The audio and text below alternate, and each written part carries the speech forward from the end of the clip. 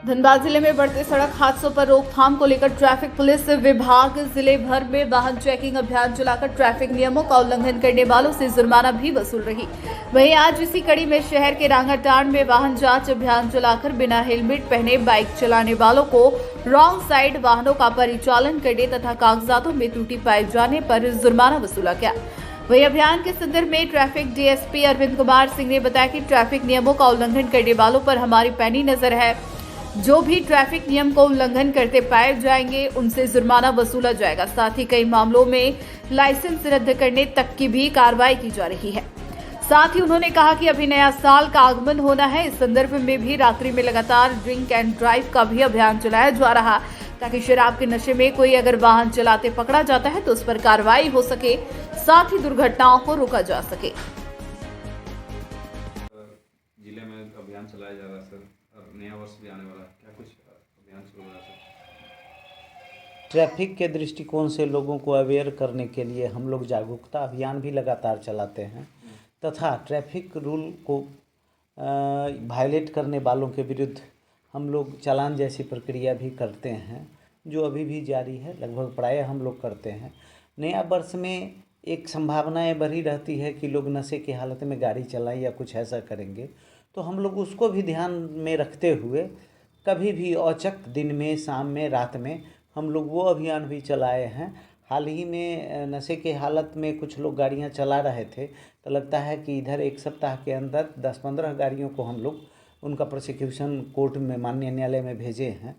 तो ये अभियान जारी रहेगा कि हम चाहते हैं कि अधिक से अधिक अवेयर हों लोग ट्रैफिक नियमों का और उनका पालन करें ताकि वो सुरक्षित रह सकें। ड्रिंक एंड ड्राइव के लिए सर कब से अभियान आप लोग चल रहा है? नहीं, हमेशा बीच बीच में चलाते रहते हैं। उसका समय निर्धारित, कभी रात में 8 से 10, कभी रात में 10 से 12, कभी 6 से 8 या कभी 6 से 10, वो हम लोग चलाते रहते हैं। दिन में भी जो अभियान चलता है तो उसमें भी अगर ड्रिंक एंड ड्राइव के जुड़े लोग अगर कोई होते हैं तो उन पे उस दिशा में कार्रवाई हम लोग करते हैं। पिकनिक स्पॉटों पर तो किस तरह का? पिकनिक स्पॉट पे एग्जैक्टली हम नहीं करेंगे, लेकिन उनके आने जाने के रास्तों में औचक हम लोग करेंगे ताकि लोग नशे की हालत में गाड़ी नहीं चलाएं और कोई दुर्घटना नहीं घट सके। सड़क दुर्घटना को लेकर पिछले दिनों जो सड़क सुरक्षा के लिए अधिकारी यहाँ पे आए थे, कई सारे दिशा निर्देश दिए थे, तो सर उस पर क्या कुछ जागरूकता कुछ?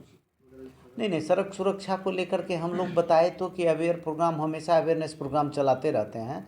और निश्चित रूप से आप पीछे दिन की बात करेंगे तो एक एक्सपर्ट थे जो सड़क सुरक्षा विशेषज्ञ थे, दिल्ली से आए थे, तो वो हम लोगों के बीच, हमारे कर्मियों के बीच कुछ अपनी बातों को रखे थे, जिसमें कि हमारे कर्मियों को और अधिक उस संबंध में जानकारी मिली।